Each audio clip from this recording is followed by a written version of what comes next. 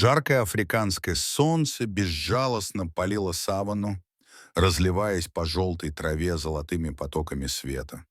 Влажный воздух дрожал над землей, будто сама саванна дышала. Вдалеке мерцал мираж. Идущие по равнине силуэты слонов казались призраками.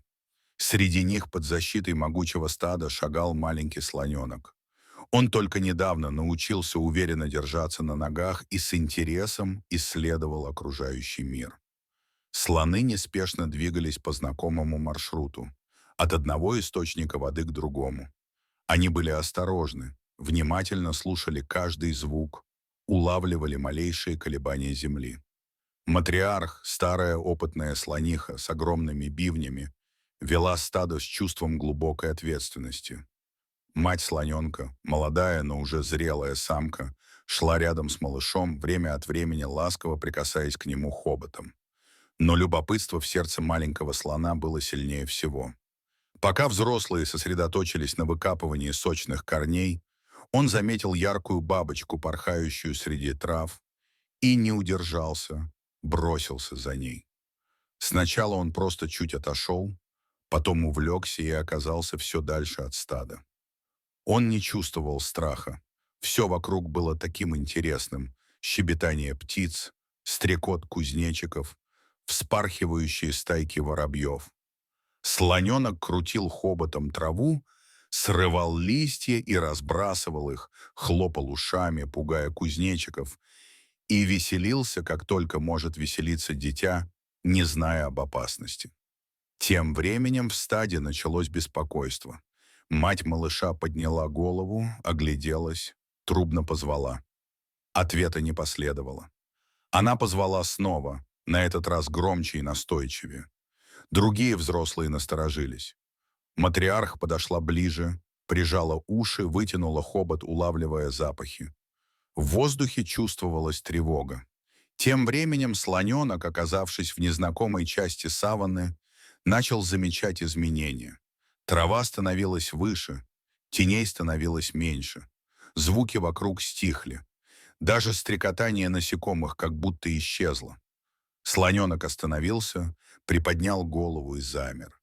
Его инстинкты, еще слабые, но настоящие, подсказывали: нужно быть осторожным. И тут он заметил движение. Из травы, как тени, начали выплывать львы. Они шли медленно, грациозно, уверенно. Прайд был большой, 8 взрослых особей, идущих слаженно, словно единое существо. Их глаза сияли, они уже предвкушали легкую добычу. Малыш замер. Страх пробрался в сердце, но не парализовал его. В памяти всплыли сцены, когда взрослые слоны принимали боевую стойку, когда громогласно трубили, защищая друг друга. И он попытался сделать то же самое.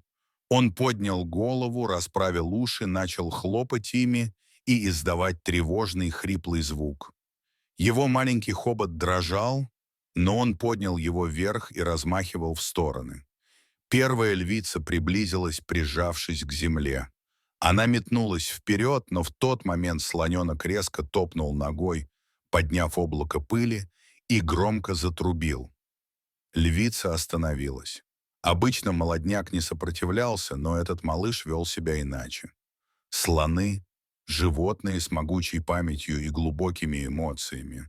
И в этот момент мать уже мчалась сквозь саванну. Она звала, ища своего детеныша, и ее зов перекрывал ветер. Тревога охватывала ее целиком, каждый шаг напоминал удар барабана. Земля дрожала под ее ногами. За ней настороженно и молчаливо двигалось стадо. Они чувствовали, что что-то не так. В этот момент львы начали наступать плотнее. Один из молодых самцов бросился вперед и когтями оцарапал бок малыша. Слоненок взвизгнул. Звук был пронзительным, наполненным отчаянием. Он отступил на шаг, но тут же выпрямился и попытался ударить хищника хоботом. Тот отпрянул. Этот крик услышала мать. Она узнала его, ни с чем не спутать зов своего детеныша. Ее крик был ответом, сильный, пронзительный, сотрясающий воздух. Она неслась, будто сама земля отодвигалась перед ней. Через мгновение она ворвалась в круг хищников. С ревом, не сбавляя скорости, она бросилась на львов. Те отскочили, испугавшись ярости матери, но не ушли. Они кружили, выискивая слабости. Слоненок прижался к ноге матери, дрожа, но продолжал стоять. Он уже знал, что значит бороться. И тут появился гул. Земля затряслась сильнее. Из-за холма одно за другим начали появляться массивные силуэты. Стадо слонов, старые самцы, подростки, самки с детенышами. Двигалось быстро, уверенно. Их глаза были полны решимости. Они встали полукругом, создавая живой барьер между львами и детенышем. Некоторые поднимали пыль, топая ногами. Матриарх подошла к передовой, ее взгляд был суров.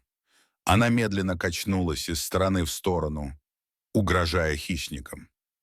Львы колебались, их добыча ускользала, но и голод давил на них. Они делали ложные выпады, но уже не с прежней уверенностью. И именно в этот момент послышался новый звук — гул моторов. Из кустов выехали джипы рейнджеров национального парка. Люди были одеты в выцветшую форму, их движения были осторожны, выверены. Они знали, здесь нельзя делать резких движений. Они выключили моторы, наблюдая за ситуацией. Один из рейнджеров, опытный ветеринар, достал рацию, связался с базой, а затем медленно вышел из машины. Его лицо было спокойно, он уже не раз сталкивался с подобным. Он знал, как вести себя среди слонов. Стадо узнало запах людей, знакомый, невраждебный. Матриарх не препятствовала, когда он подошел к раненому малышу. Слоненок дрожал, но не сопротивлялся. Ветеринар быстро обработал рану, наложил повязку, ввел антибиотик. Все это время мать стояла рядом, касаясь малыша хоботом, словно давая понять: «Все хорошо, ты в безопасности». Когда рейнджеры уехали, слоны еще долго стояли на месте. Только когда солнце начало клониться к горизонту, стадо вновь двинулось в путь. Направляясь к водопою, они шли медленно, величественно. Слоненок, прихрамывая, но с гордо поднятой головой, шагал рядом с матерью. В этот день африканская природа показала, как даже самый маленький представитель великого рода может проявить невероятную стойкость. В нем пробудился дух предков, а рядом всегда была семья. Мощная, сплоченная и готовая защищать до последнего вздоха. Дорогие зрители, что вы думаете об этой истории? Расскажите, пожалуйста, в комментариях. А если вам понравилось это видео, то ставьте лайк и подписывайтесь на наш канал. До свидания.